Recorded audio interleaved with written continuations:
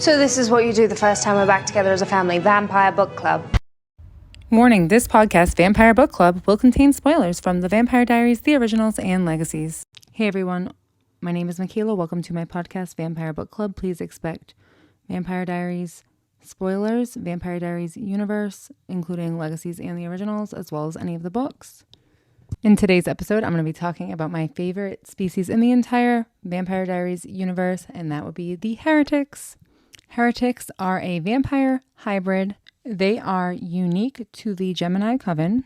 The Gemini Coven is a group of witches that originated in Portland, Oregon, and they're actually based off of a real coven, although when you try to Google them, all that comes up is the Vampire Diaries stuff.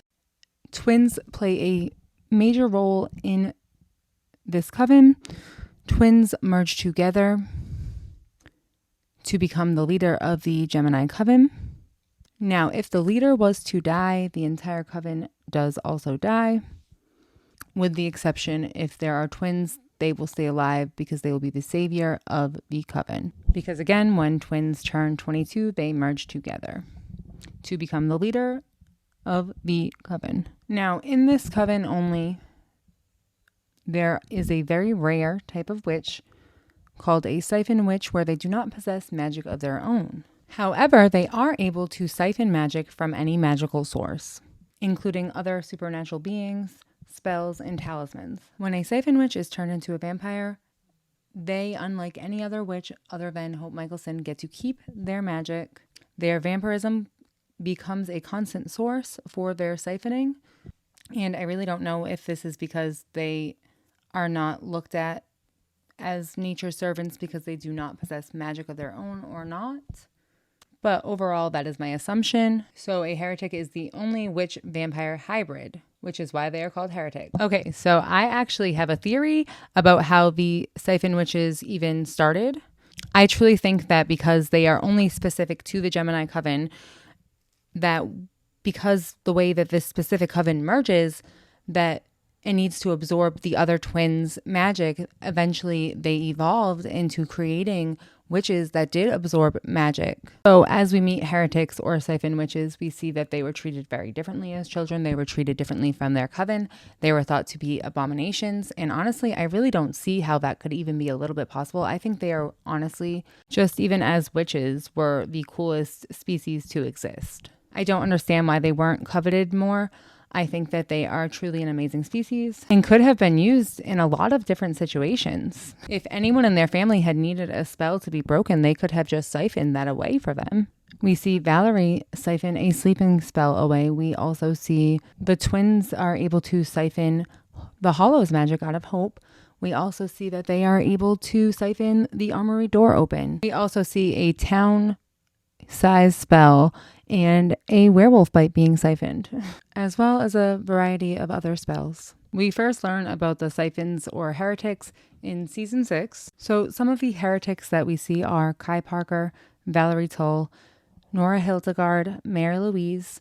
Not sure what her last name is, nor do I know what Beau, Oscar, Malcolms are either. And then we see Lizzie Saltzman as well as a heretic. I will definitely be discussing some of their storylines as we go along, and maybe doing a little mini character breakdown for each one. But before I do that, I'm going to start with talking about the strengths and weaknesses of the heretic species. So some of their strengths include vamp speed and vamp hearing, compulsion, getting into other people's or vampires' heads, immortality. They have the ability to heal themselves and others, as well as make new vampires, and this can all be done with siphoning, magic, or vampire blood. And that is a strength within itself, to siphon or to use magic, because no other vampire can and no other witch can be a vampire. Again, other than the tribrid. Unlike other witches, they are not vulnerable to anti-magic spells. They can siphon up the spell and use the ability to that anti-magic and remove the spell, as we see Kai Parker do that.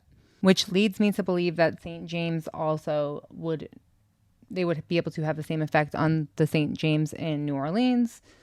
Some of their other weaknesses are that they do have to be invited in if somebody owns the home. And a lot of the other weaknesses that I can think of right now are really not clearly defined. So I do not know. So I'm not sure how much they are affected by vervain. Valerie makes Caroline's skin vervain with a spell. We do see that it burns when Mary Louise goes to touch her. But then there is a scene where Valerie and Stefan go to find the herb that Freya used to make his magical mask that hid his mark from Reina Cruz. While we do see both Valerie and Stefan drop, we see that Valerie has already had a whole conversation with this woman before we even see Stefan wake up. So my thoughts are maybe she was just able to siphon it out quickly where it lasted longer inside of Stefan. Or is it a natural instinct for survival to start siphoning, especially in an unconscious state like that? Though it is specifically stated that a werewolf vampire hybrid has to be killed by removing its head or its heart, it is unclear if werewolf hybrids could be killed in a fire. It is never specified for a heretic if that is the case, that a heretic can only die from either their heart removal or head removal. However, we see Kai die twice, both times his head is removed, and we see both Malcolm and Oscar's heart being ripped out in order for them to die. We see Nora and Mary Louise basically die in a fire because they were siphoning the Reina Cruz's sword and released all of the spirits vampire souls from the Hellstone, causing their car to flip and explode, resulting in death of fire. So I am not sure if a stake in the heart would actually kill the heretics. It's also very unclear if the heretics need daylight rings. Well, they never put any emphasis on them having them. And we do see them going outside. Lizzie Saltzman becomes a vampire. We never see them making her one. And while one of their weaknesses is Reina Cruz's blade and stone being trapped in the Hellstone, another one may be her blood. We see the random woman who vervained Stefan and Valerie with sores all over her body. We then see Mary Louise with sores all over her body. We find out that this was anti-magic pills, either with Reina Cruz's blood and the herbs that they were trying to get, or both. The writing at this point is very questionable because here is another thing that we do not know. We see that Nora and Mary Louise are trapped in the armory for years and they're not able to get out. And then in season 8, we see Kai Parker in a cell in the armory, and he is able to siphon all the magic that is in the building through the walls in order to get free. So I'm really not sure why they didn't just do that to both the pills and the walls. So I guess their weaknesses were not being able to be invited in and Reina Cruz's stone and blade. I am going to say that it's safe to say that the daylight rings are not needed because we never actually see Beau wearing any jewelry of any kind. And we know it doesn't actually have to be a ring because Catherine has a bracelet, so it could be any form of jewelry. But I really needed it to be said one way or the other. What are your thoughts on this? Do you think they needed daylight rings? Do you think they had them? And do you think they could die if they were staked in the heart with wood? Let me know in the comments below if you're on a platform who supports commenting, like YouTube. So the first siphon witch that we ever see is Kai Parker. He is introduced in the 6th season of the Vampire Diaries, and he has a very tragic backstory. He was in his own prison world because he had murdered a lot of his siblings and an attempt to murder the youngest twins in his family so they could not merge and become the leader of their coven. As a child, he always kind of isolated himself and felt like an abomination, and his family also treated him like he was an abomination, while treating Jo as Glenna the Good Witch is the way that he puts it, because she always had a source of magic of her own. And honestly, I kind of do have a lot of empathy for him because growing up feeling like that must have been awful. We then see him trick Bonnie into using her magic because he needs her. He also tortures Bonnie a significant amount. Bonnie knows her grandmother sent her there, and Bonnie knows that there is something off about Kai. She's reading this magazine article and she realizes Malachi Parker. And he's like, who names the kid Malachi? It's like they wanted me to be evil. And I mean, he's not wrong. Bonnie has no intention of letting him out of this prison world because she knows that he's a danger to society. So she sacrifices, she pretty much kills him, realizing that he needs her because she's a Bennett witch. So she helps Damon get free as he comes at the last minute because he's like, you don't think I tried to kill myself in this prison world? So Bonnie ends up sending Damon up to back home to the real world. And the Ascendant breaks because it falls down after the spell is done. And both Bonnie and Kai are stuck in the prison world. Kai then tortures Bonnie a lot, ends up taking her to his family home on Thanksgiving, saying that he'll let her go and give her the car if she has Thanksgiving dinner with him. She does, but he was lying. He only brought her there because he realized that when she put her magic into a teddy bear and sent it up, which I forgot to mention, but she does that the second time they try to break free. And Damon ends up finding the teddy bear, which actually helps them figure out what the Gemini Coven is. However, Kai puts it together that that is what his sister did when they were about to merge, and that it was probably at their house in the tree. So now Kai Parker has his sister's magic, and he steals blood from Bonnie by stabbing her. At the same time, Damon and Elena are trying to get into the Ascendant world, and actually Damon compels Rick to get the Ascendant from Joe, and he was pretty pissed about that. And honestly, if Damon just waited a little bit, Kai would have been out on his own and not been blamed for what had happened. But because Kai found his sister's magic in the tree and had Bonnie's blood, he was able to get free himself. He is in a taxi and he's talking about how tight the pants are now and how phones are too big to even fit in the pockets. And I love that a lot of his references are 90s references, and obviously that's because he spent a massive amount of time in 1994. However, he's out in the present now. Not sure what year it is exactly, but it's the 2010s when the taxi driver or Uber driver or whatever kind of driver it is asks for the money. He ends up killing him with his headphones. He then goes and finds Liv Parker, the twin that he was originally trying to kill, so him and Joe are able to merge, and he can siphon her magic to become the leader of the coven. So Kai absorbs a town-wide spell with a bunch of magic, and his twin sister Joe is training because she has not practiced magic since the day that she left her coven and put Kai in the prison world, May 10th, 1994. So she's trying to practice to become better at magic. So somehow Luke decides that, well, they all decided that Joe wasn't strong enough because he absorbed this whole spell, and that Luke was going to do the merge because technically they're both the same age and twins of the same father. And he has a better chance of winning. However, Kai wins. Kai then starts to display some type of compassion. He helps save Bonnie by sending Jeremy over there, even though Liv tries to kill him. He's saying to Damon and Elena that he experiences these water droplets coming from my eyes. He says, I've never felt that before. I think it's crying, which is just so funny. He's such a sociopath. And he literally is trying so hard, but then Bonnie ends up leaving him in the prison world because well, first of all, I think she was intending on doing that anyways, because even if what he's saying is true and that he has some of Luke's compassion, there is still him inside of her. Like, there is still Kai inside of the merged being. So he stays in the 1903 prison world where they retrieve Lily Salvatore, and there are other desiccated vampires with them. And at the time, we do not realize that they are heretics. So they get fed by Kai, and they all realize that they are all from the same coven with siphon magic.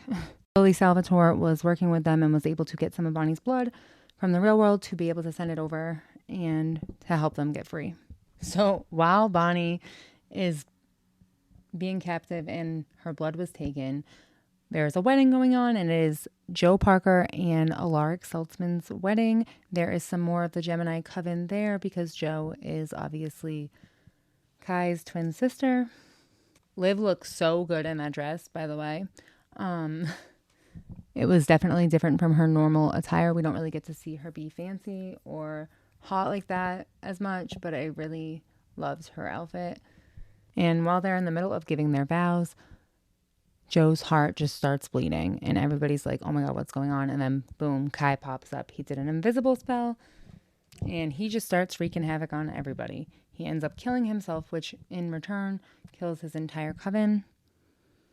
He thinks they're all trying to put him into a prison world, and they are actually trying to put the the twins that Joe is pregnant with into another body so they will live and their coven can live on.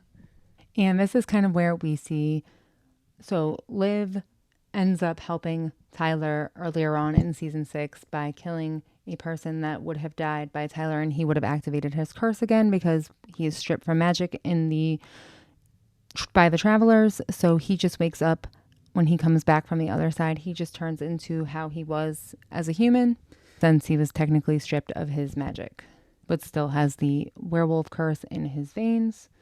Basically, Liv kills a guy so he doesn't have to turn. And then at the wedding, we have her dying and he kills her. And it's honestly so cute because she's dying anyways. So this time he makes it his fault. He says, "You saved my life and gave me a second chance, and I promise I won't let it go to waste." And kills her and then bites Kai. And I was like, oh yeah, perfect. He's going to die from a werewolf bite. He doesn't. He's able to siphon it out of himself, which is wild. And just adds to one of the multiple cures that they actually do have for werewolf bites. And just another reason why these siphon witches should have been definitely respected way more than they were.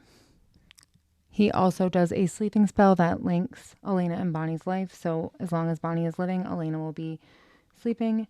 Once she dies, she will be able to wake up. There are no loopholes to the spell, they say. And Damon sees Bonnie almost dying on the floor, and he says, "Sorry, Bon, I'm just going to let your lung collapse so, Elena can come back to life." However, that's just what he wanted Kai to think. He runs up behind Kai and snaps off his head, and boom, he's dead.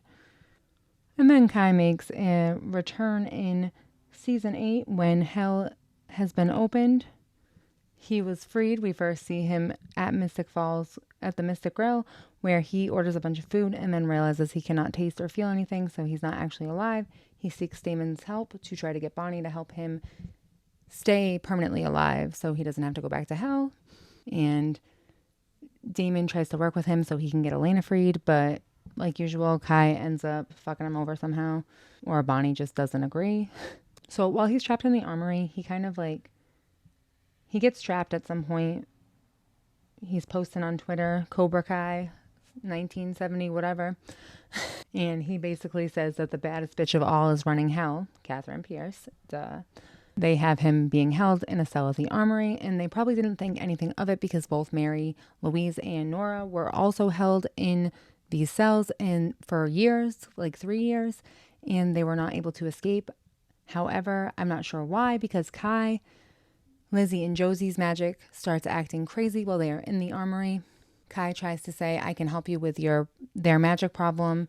Let me out." And he goes, "Oh, you don't have to let me out." And he starts siphoning magic through the walls because that place is filled with magic that they are able to siphon, which is also how Josie and Lizzie can do magic in their school eventually when it becomes a school. He then attempts to kill the Saltzman twins yet again, and Caroline and Alaric are able to take him out, and they send him to a prison world eventually with Bonnie and the twins. But that's not it for Kai. He makes his final return in Legacies. Lizzie, Josie, and Alaric end up in the same prison world as Kai, and 3 of the students that belong to the Salvatore boarding school, where Alaric sent them because he didn't know what to do with them. And Lizzie and Josie were not aware of this. They are also there with a vampire, Sebastian, but that's really not relevant to the story. However, Kai first saves Josie because she's there in her own spot herself and stabs Jade, who's about to feed on her. However, this is a ruse. Kai is tricking her. They do a little bonding. I actually like the bonding that they do. She shares information about Malivore, and he was the whole time tricking her to get Bennett blood. She acts like she has Bennett blood. It was actually just a nip bottle or a small alcohol bottle. Not sure what you call it where you live. A shooter, whatever. And she spelled it so it looked like a vial of blood. However, that was pretty smart of her. However, he uses the Malivore pit to be forgotten about and tells her at the last minute to break the clock, the sand clock, in order to get out of there because that's her only hope. So she does, and she becomes Evil Joe again and is able to get everybody out of there. However, nobody really remembers who Kai was, but they end up doing a spell to put it back into his memory, Hope ends up fighting him, realizing that there's something off about him as well. And Hope Michelson is able to keep him locked up until Alaric, and she's kind of put with a choice. It's either Landon or the Saltzman twins and Rick. However, I don't really remember what happens with Landon, but the Saltzman twins and Rick get out of the prison world, and Alaric gets to chop off his head, and that is the end of Kai Parker. So the next heretics that we really see are the 6 heretics that come over with Kai Parker. And the first one is going to be Valerie Tulle. This is one of the 6 heretics that Lily was desiccated with, or they were at least desiccated and trapped with in the prison world in 1903. So we know that Lily meets both Valerie and Oscar first. They are with her in 1863 because she sends them to meet both of her sons and to check on them before she leaves to Europe. So Valerie actually shows Stefan that she can do magic by hiding them from Julian, and ends up hooking up with Stefan, taking his virginity. And Stefan, being so innocent and young at the time and so romantic as he is, shows Valerie, his mother's grave. And I didn't even put this together until literally 10 minutes ago. She says, I worked in a TB ward similar to the one your mother was in. Cream violets wouldn't have worked. So my guess is she probably worked at the place that Lily died. Just a theory. However, we see that Valerie ends up pregnant. Julian finds out by hearing the baby's heartbeat and ends up beating her until the baby dies. Ben says that he found her and Lily heals her. She ends up trying to kill herself because she was so devastated at what happened. And while she's bleeding out and being healed, we see Oscar in the background. And at that point, we don't know the history with Damon and Oscar, but we do know that she is the first heretic that they find, that they discover. And when Julian realizes how powerful heretics are, he ends up looking for more. And that's how he finds Malcolm, Mary Louise, Nora, and Beau. We see Valerie Tulle do a lot of Gemini spells that are supposed to be spells done with at least 2 witches by herself. And these are like bigger spells. We also see that she had some experience with losing a baby. So she realizes that Rick's babies are still alive when she watches the video, and because she knows the spell. And she also realizes that Caroline is the one carrying the babies. Her and the other heretics help with Caroline's pregnancy and realize that the babies she's carrying are also siphon witches. She ends up going on the run with Stefan Salvatore, and because she's in love with him. And she ends up lying to him about how there is a solution to fix him from taking off the mark. And a few years later, it comes out anyways, and we see her swap his soul with the other vampire that is in his body's soul.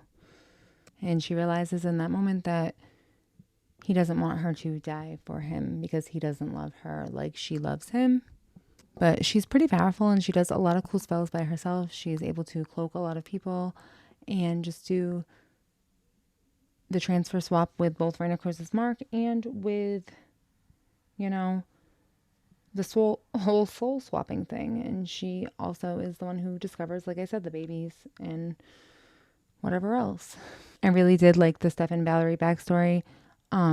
This just makes me think more that this really is Stefan's story, even though he flat out says it in the pilot of the Vampire Diaries, I am a vampire and this is my story, because he seems to have backstories with a lot of the characters that are here, including the originals.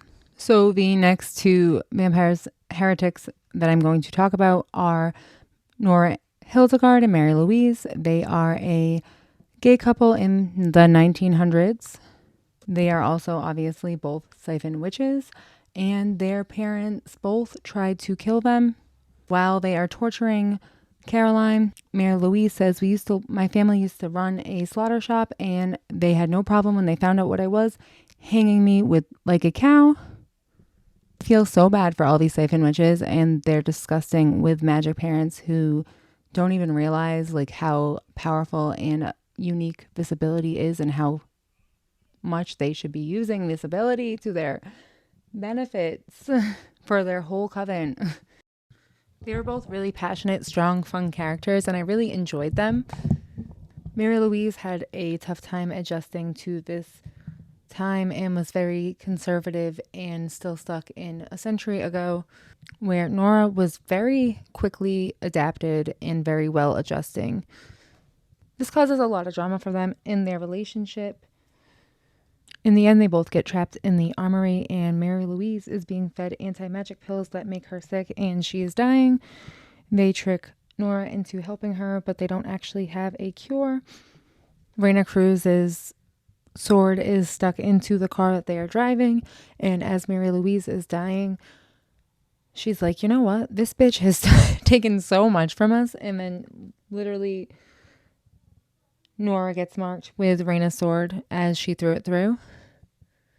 So both of their lives at this point are marked because Reina Cruz is on her last life. So as they start doing the spell that removes all of the trapped souls in the stone out of the stone, they start bleeding from their eyes, and eventually the car crashes and blows up.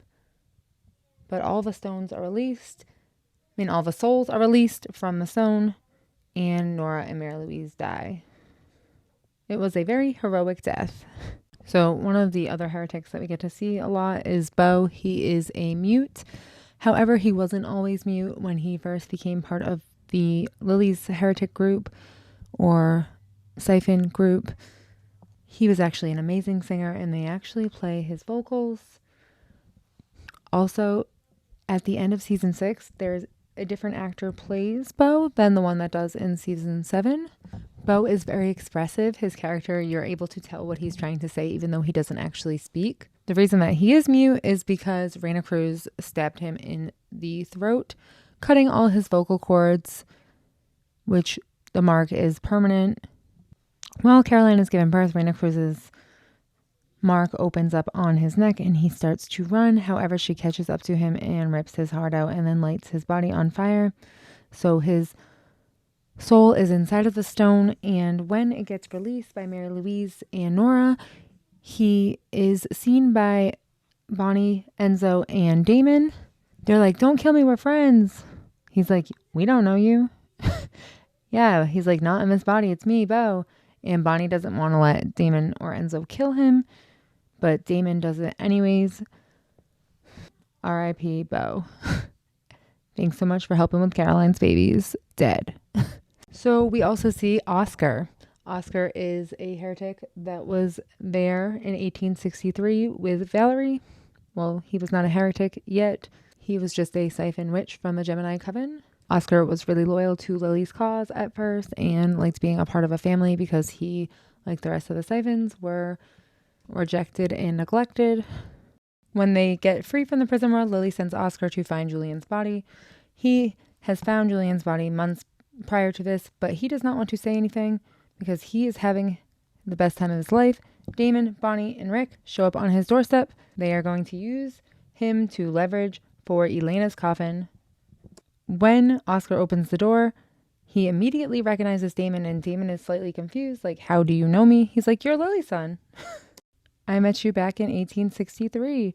He's like, oh, thanks, man. You actually saved my life. Thanks for the compulsion. He's like, I didn't compel you, man. We just talked. He's like, you told me not to go, and I didn't. The next day, my whole regiment died. But Oscar does not want to go back to Lily, and Valerie also doesn't want Oscar to go back to Lily with the information about Julian, so she kills him and lies about it. His body is resurrected with another soul because of the Phoenix Stone, but it is not him, and ultimately he dies again.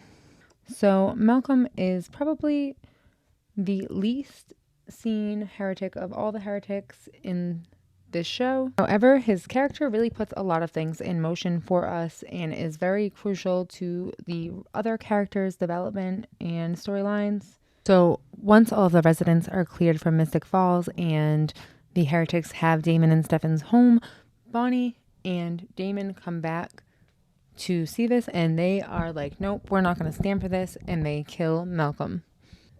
And in retaliation to them killing Malcolm, Lily takes Caroline hostage. And while they're going to bury Malcolm in the family crypt, the Salvatore family crypt, where she hasn't even been alive for, where Elena is, she also takes Elena. Damon finds this information out via Enzo and heads there to the family crypt during the funeral, and Elena's coffin is gone.